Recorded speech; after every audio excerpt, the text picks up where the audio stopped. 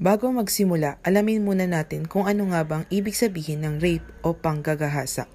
Ito ay sa palitang pakikipagtalik ng lalaki sa isang babae, ngunit depende sa edad ng biktima o sa kanyang relasyon sa nanghalay. Maaari mag-iba ang maging haba ng kaparusahan sa pagpapakulong ng may sala. Mayroong statutory rape na nangyayari kung hinalay ang isang bata may edad 12 anyos pababa. Ang marital rape ay ang pagtatalik ay sapilitan sa pagitan ng mag-asawa. Ng taon, may matataas na natatalang kaso ng rape sa Pilipinas mula February 2020, halos 420 kababaihan ang biktima ng panggagahasa sa Pilipinas. Halos 66.7% ang tinaas mula sa 252 ng kababaihan sa taon ng 2018.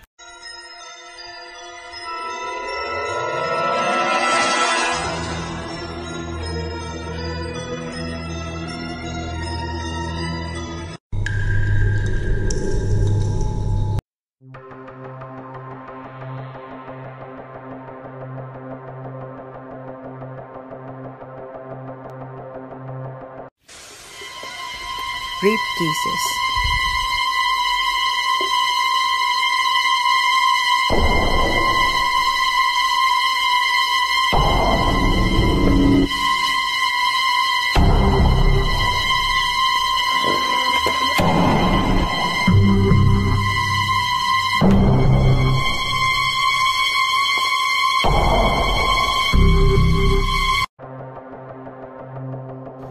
Sa aming kaso, ang biktima ay si Sia Bautista noong January 5, 2021 sa ganap na 4 p.m.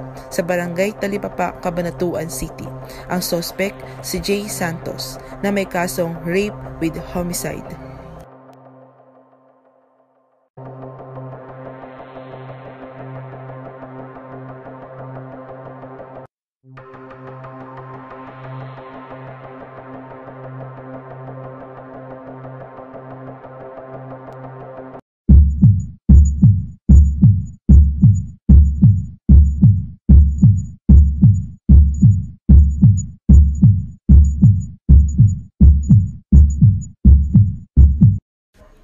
Sino ba ang kadalasang biktima sa rape o sexual na pang-aabuso base sa datos ng babae o batang babae ang nagiging pangunahing biktima ng rape? 82% ng lahat ng mga biktima ng kabataan ay babae, 90% ng mga biktima ng panggagahasa na nasa hustong gulang ay babae, 6. Ang mga babaeng edad 16 to 19 ay 4 na beses na may malamang kaysa sa pangkalahatang populasyon na naging biktima ng panggagahasa, tangkang panggagahasa o pang-aabusong sexual. Ang mga kababaihang may edad 18 to 24 na mag-aaral sa kolehiyo ay 3 beses na may malamang kaysa sa mga kababaihan sa pangkalahatan na makaranas ng karahasang sexual. Ang babaeng magkaparehong edad na hindi naka-enroll sa kolehiyo ay 4 na beses na may malamang. Epekto sa mga biktima. Ang panggagahasa at iba pang uri ng pang-aabusong sexual sa mga tahanan, pamayanan o mga kulungan ay seryosong emosyonal at pisikal na epekto sa mga biktima. Natatangi ang karanasan ng bawat individual, may mga karaniwang nakita ang mga reaksyong wala sa kanila tulad ng takot, kahihiyan, galit, pagkabalisa, pangungot at alaala sa mga flashback. Para sa mga bilanggo, lumala ang sintomas na ito dahil sa kawalan ng privacy, kawalan ng kontrol sa kanilang kapaligiran, at madlalas ng palaging presensya ng bilangguan ng mga panghahalay.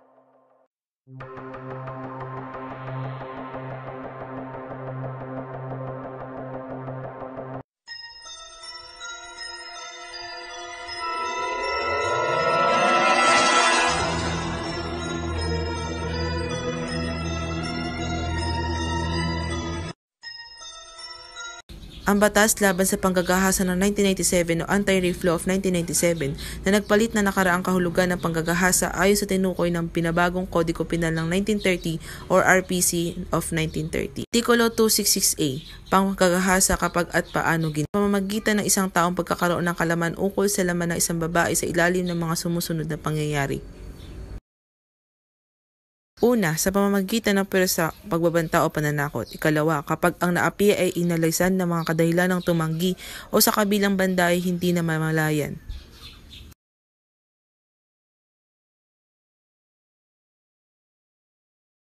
Ikatlo, sa pamamagitan ng mga mapanlinlang na pakana o malupit na pag-aabuso ng kapangyarihan at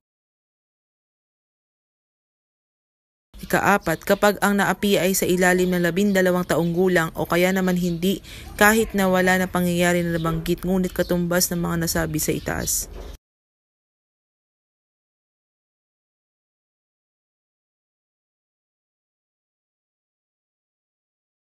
Ikalawa, sa pamamagitan ng sinumang tao na nasa ilalim ng anumang pangyayari na nabanggit sa talata, una nito, ilalaan sa isang gawa ng sexual assault sa pamamagitan ng paglagay sa kanyang ari, sa bibig ng ibang tao o sa puwet, o anumang instrumento o bagay sa genital o puwet ng ibang tao. Ang 1997 ng pagbabago ay pinalawak ang kahulugan ng panggagahasa sa isang mas malinaw na pagkakahulugan at pagkabibilang ng krimen bilang isang krimen laban sa mga taong sa halip na tulad dati, isinasama o binibilang ito sa mga krimen laban sa kalinisan. Ako po, si Alaysa B. Padilla, nagmula sa 33821, 21 years old at gumanap bilang isang photographer police investigator. Ako po si Danica Santos mula sa section ng 3382-1, 20 years old at gumanap bilang isang police investigator. Ako po si Reyna Jerbilin R. from 3CRA2-1, gumanap bilang isang police investigator. Hi everyone, I'm Judelcia Bautista from 3CRI-A2-1. So ako po yung gumanap na victim sa rape case na ginawa namin. That's all, thank you. I am Martison Santos ng 382-1. I'm 20 and I am the suspect in this video. Thank you.